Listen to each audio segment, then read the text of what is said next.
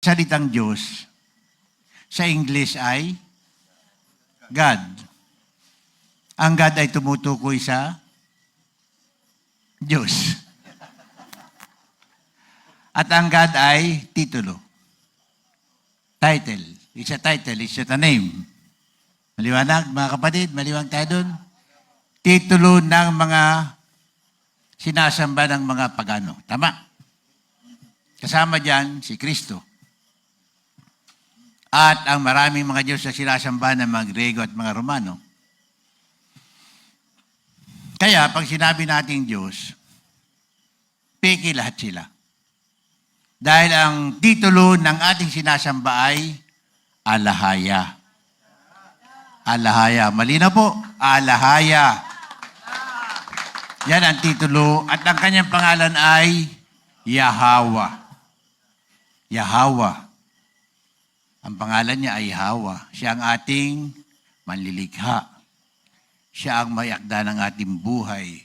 Siya ang may naglalang ng universe, ng lahat ng bagay, at siya rin ang naglalang ng mundo, at siya rin ang naglalang ng sangkatauhan. Siya rin ang ating tagapagligtas. Siya rin ang ating provider. Ang pangalan ay Yahweh at ang title niya ay Alahaya. Kaya, dapat wag nating sasabihin na mga ibang Diyos. Dahil pag sinabi nating ibang Diyos, ibig sabihin meron tayong sinasamba na Diyos. Naintindihan niyo ako, mga kapatid? Kaya doon sa unang utos, sinasabi doon, wag kayong sasamba sa mga Diyos. Itinuwid na natin yun eh. Pag sinabi mong huwag kayong sasamba sa ibang Diyos, maliban sa akin, ay di lalo na tayong nagkadoble-doble ang mali. Kasi, ibig sabihin tayo ay sumasamba sa Diyos. Ang sinasamba natin ay hindi Diyos.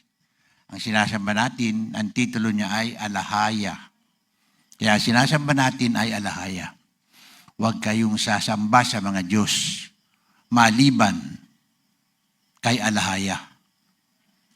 O kumbaga, mas tama na sasabihin natin, no? Kaysa sasabihin natin na huwag kayong sasamba sa mga Diyos maliban sa akin, ay di ibig sabihin si Alahaya o si Yahweh ay isang Diyos. Hindi po ba? O yan, kailangan maituwid natin yan para habang sumusulong tayo, ito mga ganitong paggagamit ng mga salita ay kailangan ay mapalagay sa ating diwa, sa ating puso. Para mga doktrina yan ay katulad ng anghel na may pakpak. Sa maraming pagkakataon sa pinag-aralan nating mga kasulatan, wala namang pakpak. Nagpakita yung mga anghel, kay Abraham. Nagpakita kay Job. Wala namang mga pakpak. Nagpakita kay Jacob, wala namang pakpak. Naglalakad nga eh. Kumakain nga ito eh. O yung pakpak nila biglang nawawala. Ganun ba yun? Parang ito yung mga drama anime ngayon. Ang gaganda ng mga pakpak, paglapat sa lupa, biglang nawawala yung pakpak. Ang dami nilang Diyos, si Poseidon, si Thor, no? Si Luna, nako, dami-dami mga Diyos. At sila ay gagawa ng mga okasyon tuwing kabilugan ng buwan. Yan ang mga galya.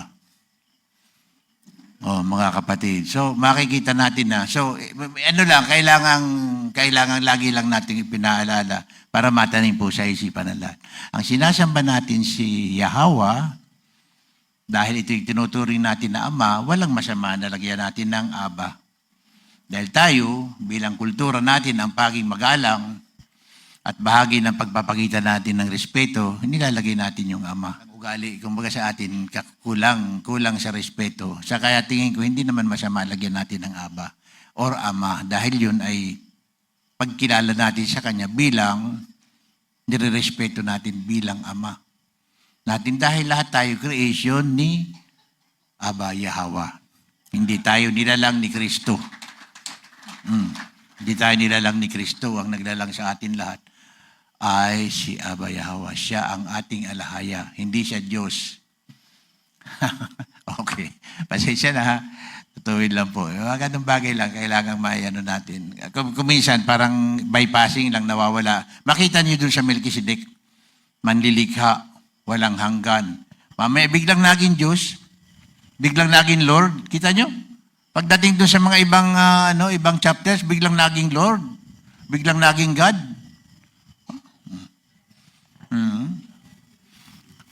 Hindi natin papansinin ito, hindi talaga natin mapapansin. Ganon po ang deception eh. Ganon po ang deception. Bigla lang papasok, mamaya nasasanay ka na. Ang dalimbig kasi nung masasanay tayo na God. Pero, kaya sabi ni Amay, their lips, they honor me with their lips, but their hearts are far away from me. Kasi wala sa puso. So, para mailagay natin sa puso, gagamitin natin yung tamang gamit ng mga salita na akma sa ating sinasambang alahaya. Si Yahweh ang ating Ama. Okay? Hindi na po yun. At bilang panghuli, tapos na tayo agad.